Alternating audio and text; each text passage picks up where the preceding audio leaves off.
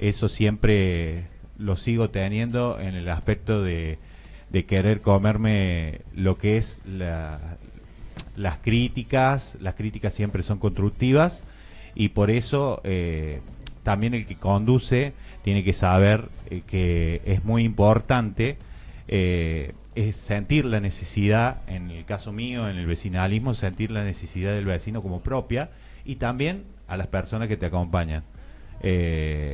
Bueno, creo que viene por ahí más o menos el tema.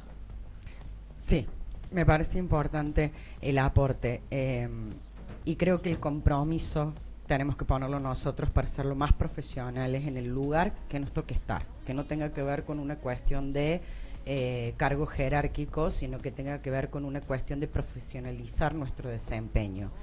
Y si no existe la posibilidad, que sí existe, como decía Cande, la posibilidad de capacitarnos desde adentro, sí que sea un motorcito propio que nos impulse para dar lo mejor de nosotros. Yo creo que la gente, bueno, Nacho, vos sos un militante de hace muchos años, yo tengo la suerte de conocerte hace muchos años, sos un gran militante en Barrio General Paz y creo que el hecho de que tanta gente te siga tiene que ver con que respondes con profesionalismo a lo que la gente requiere de vos. Sí, yo creo que mayormente, como siempre me dicen, gracias, porque la gente hoy por hoy o siempre quieren que la escuche para empezar. Sí. Y te dicen gracias para empezar una gestión. Y yo le digo, no, agradeceme cuando ya estés realizada o solucionada la gestión.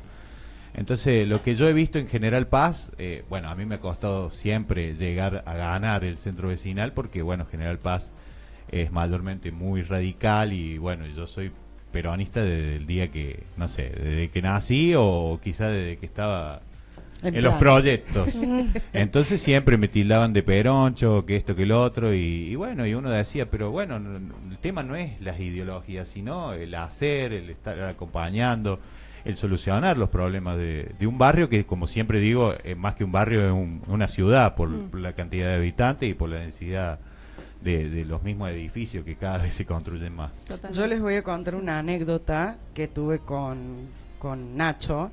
En la época de pandemia, fue una época que no vamos a profundizar en eso, todos la vivimos, sabemos por lo que nos tocó pasar.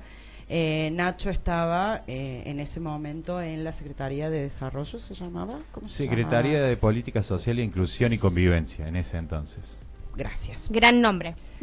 Sí. Cortito, por eso no me lo acordaba, ¿no? Y a mí me tocó en ese momento estar en el Ministerio de la Mujer. Como resultado de la pandemia, en ese momento hubo una recesión económica brutal en Córdoba. Y el Ministerio de la Mujer no paró nunca de trabajar, nunca cerró en pandemia, al igual que la secretaría para la que trabajaba Nacho. Y yo me acuerdo de que la gente iba al ministerio, ya no iba por la temática que atendía específicamente el Ministerio de la Mujer, sino que había gente que iba simplemente a pedir un plato de comida o un lugar a donde dormir. O sea, gente en situación de calle, yo no les puedo decir, no tengo la estadística, al menos de los casos que tuve la oportunidad de atender. Y me acuerdo que Nacho fue un centro para mí en ese momento, porque yo lo llamaba y le decía, Nacho, por favor, tengo esta situación. Nacho me decía, Romy, estamos, porque real, estaba explotada, todo estaba explotado, chicos, sabemos por lo que nos tocó pasar. Yo le decía, pero por favor, necesito, y en ese momento, Nacho, era como que sacabas el apoyo, la solución, la ayuda, ya no sé la verdad cómo llamarle, de donde, yo no sé, pero yo lo llamaba Nacho, y Nacho no solo que respondía el teléfono, sino que finalmente él conseguía que pudiéramos realizar esa gestión en conjunto.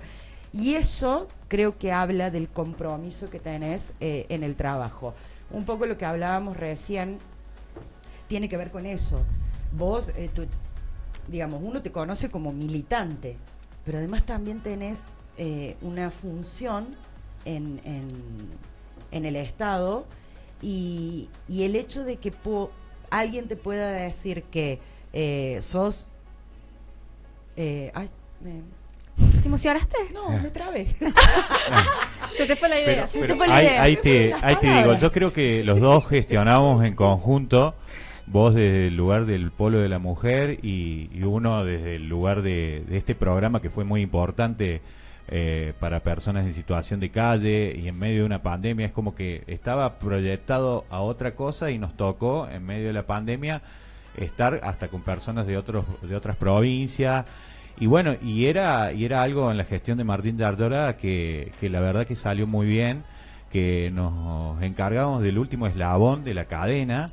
Y bueno, y trabajar con estas personas también nos hacía sacar esa parte militante, que no todos lo sentían así, porque como siempre digo yo, hay algunos militantes que lamentablemente creo que trabajan para llegar a un cargo y después se olvidan de la esencia de cómo llegaron para llegar a ese cargo. Eso en cordobés es de lo que venía hablando un poco yo, con todas las teorías y todas las cuestiones y los tecnicismos, tal cual. No nos podemos olvidar, sea cual sea nuestra trayectoria, sea cual sea la manera en la que hoy ocupamos un espacio para servir, no nos podemos olvidar de eso. El jefe que yo les conté, mi primer jefe, me decía una frase que era: vos no trabajás con mercaderías, vos no trabajás con objetos, vos trabajás con personas. Entonces un error que vos cometas afecta a otro individuo. Muy importante además, ¿no? Porque era una persona muy empática. Estamos acostumbrados a que todo por fuera de uno es una mercancía. Todo está como, está puesto por algo. Pero no, hay un montón de cosas que involucran. No solamente en cuanto a lo que siente esa persona, sino lo que le pasa, cómo puede aportarte a vos como persona, más allá de la institución donde vos pertenezcas, ¿no? Exacto. Yo creo que eso... De hecho, tengo una pregunta para vos. Sí. Es decir, y hablando un poco de pandemia, ¿vos sentís que la pandemia fortaleció tu vínculo con la militancia? Ahí como que tuviste tus dudas o cambió de alguna manera, mutó eso? Ese sentimiento de querer ayudar al otro, de estar en el territorio. Yo creo que la pandemia fue un gran desafío, no tan solo para los militantes, sino para todos los ciudadanos en sí. Y en mi caso, tratando con las personas en situación de calle, que eran las únicas que habían quedado afuera de estar en su propia casa, no tienen casa, sí, a mí me potenció más el poder ayudar. La justicia social es lo que más nos caracteriza y ahí traigo... no somos un Excel como nos tiene el gobierno nacional acostumbrado mes a mes, con los jubilados, con todo, bueno, ese es como otro tópico a tratar, porque es bastante macabro y diríamos desde Esper lo que sale 18 millones las nuevas facturas, y bueno, y ver que no hay que vender tanto humo, sino realmente es mejor realizar antes que decir que vas a hacer algo. Eso me sacó la pandemia, y no tan solo en el programa, sino también en Barrio General Paz se hicieron un montón de cosas que fueron disparadores para otros barrios. Por ejemplo, esto de establecer un Excel, vamos al Excel, pero con los comercios que hacían delivery y todas esas cosas, bueno, después se replicó en Junior y se fue replicando en otros barrios. Nosotros nunca queremos decir que éramos pioneros en muchas cosas, pero lo tenemos, claro. Lo tuvimos, sí. Y yo tenía una pregunta respecto de esto que estábamos hablando sobre la idoneidad del cargo. Si a vos te pasó de no sentirte idóneo en algún momento, o creías como que ya tenías todas las herramientas para ejercer el cargo que ejerciste. En este tema puntual de personas en situación de calle, por más idoneidad que vos tengas de estudio, vos te vas a encontrar con una persona que en principio no sabe si quiere dejar la calle, porque nos pasaba, y entonces por más de que tengas estudiado muchas cosas o te pongas a leer por qué están las personas en situación de calle, te asombras cada día más de que había personas que, por ejemplo, no podían volver a su casa por adicciones o cosas así, y que sus familiares querían que vuelvan. Entonces, bueno, ahí con Romy teníamos los casos de violencia de género, o que les habían sacado a las madres los hijos del CENAF. Y no sé si a vos te pasó, pero para mí los hechos que nos tocó atender en pandemia eran absolutamente casuísticos. Cada hecho se salía del manual. Sí. O sea, era un caso en sí mismo que había que ver de qué manera se abordaba. Si no eras idóneo, tenías que volverte idóneo. Te volvías idóneo, sí o sí, porque minutos. La calle, yo siempre digo que también está la facultad de la calle, la experiencia de la calle, y más que esto yo extraño esto. De por ahí, bueno, tenía que hacer como un trabajo más difícil en los hoteles a donde teníamos albergado a las personas, porque había por ahí algunos que no se portaban bien y uno tenía que llegar, si no se llevaba con policía, y bueno, y tenía que hablar, tenía que tratar de persuadir de que se estaba equivocando en un lugar a donde tenía que estar resguardado de lo que era esos 3 meses, por lo menos, de que estuvimos ahí todos encerrados. Era seguir el caso, no Sí, es que la sí. gente venía con una demanda, se le daba la solución. No, seguías el caso Sí. hasta tanto se llegaba a la finalización, fuera cual sea en cada caso. Recién te me adelantaste, te definiste como peronista. Sí. En tu experiencia, ¿qué significa ser peronista hoy en 2025, más allá de la doctrina y de la historia? Y puedo hacerlo un poquito más específico, Sí, en por Córdoba. supuesto.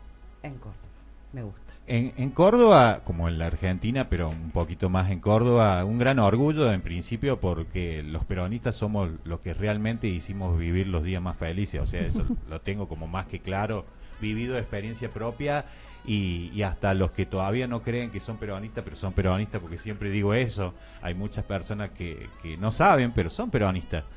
Tengo grandes discusiones con mi tía, que siempre fue como una empleada y después pasó a ser accionista. Si me estás viendo, madrina, todo bien, pero hasta me quiso echar una vez en ese trabajo privado que yo estuve por ser peronista, por siempre estar compartiendo este orgullo de ser peronista. Yo creo que si no lo sentís, no lo podés explicar, si no te nace, es algo que naces así. Y bueno, mis viejos siempre tuvieron una unidad básica en la 10ª, y bueno, yo vengo de cuna peronista y voy a morir. ¿Y cuál fue el llamado que sentiste para ser militante? O sea, ¿en qué momento vos decís, esto de esto lo voy a convertir, me voy a convertir La primera en vez esto? que gana la gestión Mestre, Ujú. yo no estaba militando activamente, Claro. y ganó Mestre la gestión de intendente, y llamé a un amigo que estaba militando ahí en la cesta y le digo, che, voy a empezar a militar porque ganó Mestre, y ya venía acostumbrado a un Giacomino, a un juez, que eran... Y bueno, y Mestre llegó con la lista 3. Yo tengo muchos amigos radicales, o sea, porque para mí siempre son buenos para marcar lo que está mal. Los Ujú. radicales... Buenos opositores. Buenos Buenos opositores. Y bueno, y cuando llegó Mestre, que yo siempre dije que hizo una buena gestión como para acomodar lo que habían dejado, pero después se quedó en esa Córdoba del abandono que yo la veía en el propio barrio, que ponía un cartel en una plaza y era el cartel y estaba la de Espacio Verde, que vivía ahí en el barrio, y no se hacía nada. Entonces nosotros con los vecinos tuvimos que salir a pintar una plaza, la plaza icónica Alberdi. Mirá. O sea, esto de las obras que no se ven, porque él tenía ese eslogan. Y no, bueno, nosotros de Juntos por General Paz, que le pusimos ese nombre hace muchos años atrás, más de 10 años atrás, decíamos, estamos construyendo presente para un mejor futuro, y así nos plantamos. Después, bueno, se vinieron muchas cosas de la mismísima política, y nos tocó, siempre contando votos, nos tocó la siguiente elección, cuando éramos oficialismo, perderla, un poco ahí en desafíos de fuego amigo, como quien dice, pero también entendimos que no hace falta tener una institución para poder hacer muchas cosas. Porque incluso cuando empezamos no teníamos un centro vecinal, hacía 12 años que no teníamos, y la peleamos con la gestión de Mestre para que se votara.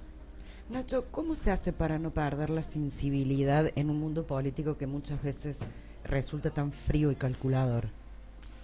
Bueno, yo creo que ese es un gran desafío para todos, en no aburguesarse, porque si vos te aburguesas, ahí vos perdés la sensibilidad del compañero del lado. A ver, todos estamos con nadie se salva solo, esa frase que pegó mucho con la serie, pero yo creo que siempre tenés que estar, y si no podés ayudarlo, por ejemplo, al compañero económicamente, tratar de buscarle la forma de que pueda salir adelante. Entonces, y ya sea el compañero como a los mismos vecinos que no son de la misma ideología, porque nosotros como peronistas estamos para servir a todos. y no somos, no odiamos nosotros, no somos anti. Ujú. Eso creo que... El tema es que además de peronista sos vecinalista. Sí. Yo creo que yo por lo menos te tengo catalogado como un gran vecinalista Ujú. de Barrio General Paz, y creo que tiene que ver un poco con eso. Sí. Tiene que ver con que el vecinalismo yo creo que es uno de los espacios en donde no pesa tanto la cuestión tan partidaria. Claro, porque es la polea de transmisión, como siempre les comentaba a los vecinos del barrio, entre lo público. También teníamos que trabajar con lo privado, porque es un barrio donde tenés un polo gastronómico muy grande. Entonces es la polea de transmisión entre el vecino y lo público, ya sea en materia de seguridad con la provincia, que era lo que más se piden en Junior o General Paz, la seguridad de lo primero, y después con la municipalidad en materia de limpieza, que también era un gran desafío, hasta el día de hoy sigue siendo un gran desafío en materia de limpieza. Yo tenía una pregunta para hacerte, porque este fin de semana estuve compartiendo con muchos militantes de jóvenes de entre 20 y 30 años. Una Y- choripaneada, sí, la vi. No, fue en la FURP, en la Ah. Fundación Universitaria del Río de la Plata. Y una conversación que salía todo el tiempo era la de la desilusión. O sea, eran muchos chicos que venían de militancia de distintos partidos, ¿no? De distintos colores políticos. Y sin embargo, lo común era la decepción, ¿no? Por mezquindades políticas, porque eran chicos, bueno, que se levantaban temprano y se ponían la camiseta, iban a militar y se topaban con gente que estaba dominada por los egos, que no abrían los espacios. Y vemos mucho que está pasando eso en la política, quizás pasó siempre, pero bueno, nosotros al ser jóvenes esa es nuestra experiencia. Entonces mi pregunta es, ¿qué le podemos decir a esos jóvenes que perdieron la esperanza para que vuelvan, ¿no? Y que luchen por lo que creen? Sí, yo creo que con 39 años que tengo, aunque aparento más... Es que la política es una picadora es de un carne. pibe. Sí, yo siempre decía que la política, y se lo digo a los amigos o a los compañeros, que la política es como remar en un mar con dos escarbadientes de materia fecal, para no decir otra cosa. Te cuesta mucho esto de que no entiendan los demás arriba, los que ya son dirigentes fuertes, de que es una pirámide ascendente, que si crecen los de abajo van a ir creciendo ellos, no es que te van a superar y se va a terminar la pirámide. Entonces yo creo que hago política pensando de esa forma, no creyéndome más que el otro, o no, me parece que no tienen que aflojar y tienen que seguir, y más si están en el peronismo, o sea, nunca, nosotros siempre resistimos y bancamos los trapos, y quizá en estos tiempos es mucho más fácil bancar los trapos, hay que adaptarse con las redes, que los trapos que bancaron los viejos nuestros, que fueron más hostiles con la dictadura y que había que borrar el peronismo. Ujú. Pero, ¿por qué había que borrar el peronismo? Porque era una cuestión de que hacía una movilidad ascendente que, bueno, hoy lo notamos, ¿no? Sin meternos en política nacional. Ujú. Yo siempre digo que la política económica la maneja lamentablemente el presidente. Y bueno, y hoy no estamos pasando por una buena situación económica y un deterioro totalmente muy grave con los jubilados, con los discapacitados. O sea, creo que vamos a terminar, para mi forma de ver las cosas, en que se vayan todos. Lamentablemente la gente, ¿qué es lo que dice de los políticos? Que son unos choros, que roban, que esto, que lo otro. Pero si no hubiera políticos, creo que si no hubiera políticos, no hubiera un montón de cosas que... Ahí voy a Córdoba. Cosas que se han avanzado, o sea, lo del boleto educativo para los chicos, que a nosotros no nos llegan a entender los chicos, pero sí es un ahorro para los padres. No llegan a ver todos los derechos que Fue una se han política ganado de y un que impacto muy fuerte lo del Sí. boleto educativo. y que no es pérdida de plata, como están tratando de instalar, no es pérdida de plata, sino yo creo que la pérdida de plata es el Carry Clay, lo que estamos viviendo, que hemos vivido en diferentes etapas de nuestro país, esto de los movimientos de dinero mucho más grandes que lo que puede ser un programa de Estado o algo que ayude a los chicos que puedan ir gratis a estudiar. Claro, O sea, aparte es una inversión que es estás una inversión. haciendo para esa gente que está formando también, ¿no? Es una inversión para el país. La universidad pública gratuita es algo que realmente se ha demostrado a lo largo de desde que lo empezó Perón, la movilidad ascendente en cuanto a los estudios y que tengan estudios. El que quiere estudiar está abierta la posibilidad. Puede. Porque antes de Perón, ¿qué es lo que pasaba? Nada más estudiaba el que tenía plata. Y así es como... Yo lo escucho mucho a nuestro líder, que es Miguel, y está diciendo muchas veces de que estos tipos que están manejando la política nacional, este 5% que está manejando la política nacional, no quiere que salgas de ser mozo, no quiere que deje de estar manejando un taxi. Lamentablemente hay mucha gente mal en este país de épocas remotas y que es muy poca, pero a veces llegan al poder. Hoy sería con Lofer, manejando los medios, y bueno, y eso es muy duro. Y ahí por eso también los chicos jóvenes dicen, che, pero yo veo que esto no cambia. No, sí va a cambiar. Si vos como joven le pones ganas y va a cambiar. Pero ¿y vos cuando perdés la esperanza, en qué te aferras? Yo cuando he perdido la esperanza, que hay muchas veces que en la jerga política te dicen, ¿estás frisado? Yo me aferro a que soy peronista y no puedo rendirme. Es así, esa frase que si sos peronista no te rendís, es real. Me aferro a eso y a que uno de su lugar, aunque sea chiquito, puede hacer grandes cambios y contagiar a los demás que pueden estar agudizados viviendo esa vieja política que es la que siempre queremos dejar de tener. Bueno, profunda la reflexión con la que nos vamos a ir a esta pausa musical, pero no se vayan, quédense porque tenemos más de Nacho y más preguntas, por supuesto, para hacerle. Quédense un ratito, ya volvemos.